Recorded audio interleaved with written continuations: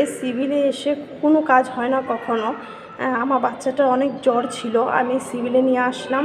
নিয়ে আসার পরে চাইল্ড স্পেশাল বসলো, বললো কি বাচ্চাটাকে, মানে এখানে অনেকজন আমার চেনা জানা, আমার বাপের বাড়ির সাথেই সিভিলটা, অনেকজন চেনা জানা আছে এখানে। তো চেনা জানা থাকার পর ওরা বললো যা চাইল্ড স্পেশাল, এখানে বসলো দেখা। ওখানে গেলাম, যাওয়ার পর বললো आप उधर जाइए, जाके बैठिएगा हम आ रहे हैं। আরে কোয়া আধা ঘন্টার উপরে লাগিয়ে দিল। তারপরে আবার ওর পাশে যখন গেলাম আমি বাচ্চাটাকে নিয়ে, যে ম্যাডাম আপ তো নিয়ে আয়, আপ দেখ দিজিয়ে ইধার। ওরা বসে গল্প করবে, চা খাবে, আপনার বাচ্চাকে ধরবে না। সিভিলে আমি এটা বলতে চাই যে সরকারে কি আপনাদেরকে টাকা দেয় না? হ্যাঁ, না সরকার কি আপনাদেরকে মাইনে ছাড়া রাখছে? আমাদেরকে তো অনেক লুটছেনে বলবো, এটা হলো ভদ্র ভাষা, লুটছেন। সেই জন্য 2 দিন পর পরে এই সিভিলে, লামডিং সিভিলে এই ঘটনাগুলো হয়। কেন হয়? এই যে ডক্টরদের জন্য। সব ডক্টরের কথা আমি বলতে চাই না, বলবো না, কিছু কিছু ডক্টরের কথা বলতে চাই।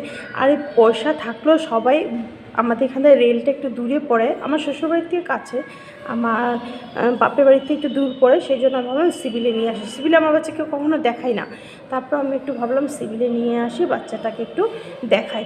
ওরা তো দেখার জন্য রাজি না, দেখবে না, দেরি হচ্ছে। তারপরে তো এখন আমার বাচ্চাকে নিয়ে আমি চলে গেলাম রেলের থেকে 10 মিনিটে ডক্টর দেখে ওষুধ নিয়ে এখন এই যে দাঁড়িয়ে আছে ভাইয়ের বউর জন্য। ভাইয়ের বউ আছে এখানে, ডক্টর দেখাচ্ছে।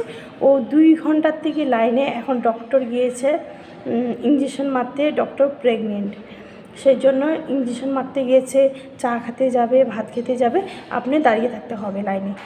এত টাইম কি দাঁড়ানো যায়? ডক্টর যখন অ্যাভেলেবেল আছে তো একজন গেলে একজনকে বসান, সেটা করবে না ওরাই যে বাচ্চাদের জীবন নিয়ে খেলাধুলা করবে। আজকে কারোর বাচ্চা যদি কিছু হয়ে যায়, ওরা কি দাম দিতে পারবে? আমি ভেবেছিলাম যে ম্যাডামের কাছে গিয়ে একটা অ্যাপ্লিকেশন দেবো, তারপরে আর দিলাম না। ছাড়ো, ও মানে ওগো মতন তো আমরা হতে পারবো না, কিন্তু আমার জায়গায় যারা বাচ্চা নিয়ে আসে ওদেরকে আমি বলতে চাই, ওরা যদি কথা না শুনে বা আপনার কথা কোনো দাম না দেয়, এই যে জাম গাছের নিচে, এই যে দেখতেই পারো এখানে যে জাম গাছ আছে, এই যে জাম গাছটা যে দেখা যাচ্ছে, এই জাম গাছের নিচে ম্যাডামের বাড়ি আছে, কোয়ার্টারে গিয়ে আপনারা একটা অ্যাপ্লিকেশন ওদের নামে দিতে পারেন, আর সাথে সাথে অ্যাকশন নেবে ম্যাডাম।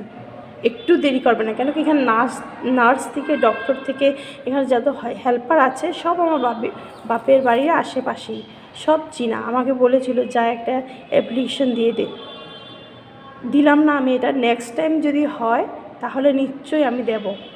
আর আমি যার জন্য ভিডিওটা ছাড়ছি ও আমার ভিডিওটা দেখে। আমি আশা করি ম্যাডাম আপনি বুঝে গেছেন যে আপনার জন্য আমি বলছি। প্লিজ এভাবে কারোর সাথে করেন না, একটা বাচ্চার জীবন নিয়ে খেলা করেন না কিন্তু। হ্যাঁ, ফার্স্ট টু লাস্ট ওয়ার্নিং দিলাম আপনাকে, নেক্সটবার আর বুঝাবো না, কিন্তু বুঝার সময় আপনাকে আমরা দেব না। বুঝানোটা তো অনেক দূরে, বুঝাবার সময় দেব না আপনাকে। আপনি যে শুনবেন ওটা সময় দেব না। অনেক বাচ্চা নিয়ে আপনারা খেলা করছেন, ডক্টর অ্যাভেলেবেল থাকে না, ইঞ্জেকশন স্লাইন লাগালে পাশে আপনার বাড়ির লোক থাকতে হবে, না হলে আপনার স্লাইনে ব্লাড উঠে যাবে, আপনাকে দেখার লোক নেই। আরে ভাই, ওদেরকে টাকা দিয়ে তো রাখা হয়, বিনা টাকা তো আপনাদেরকে রাখা হয় না। আপনারা এমন কেন করেন? এগুলো কাজ ছেড়ে দেন, এগুলো ভালো না। আমি এতটা দূর 200 টাকা অটো ভাড়া করে এখন বাচ্চাকে দেখিয়ে আসলাম, তারপরে তো আরও ওষুধ আছে। হ্যাঁ, আজকে যদি আমার কাছে টাকাটা না থাকতো তাহলে কি হতো? এটার জন্য আমি সরকারকেও বলতে চাই যে এগুলো জিনিসের একটু ধ্যান দেওয়ার জন্য। প্লিজ যারা যারা আমার ভিডিওটা দেখো একটু বেশি বেশি করে শেয়ার করে দাও।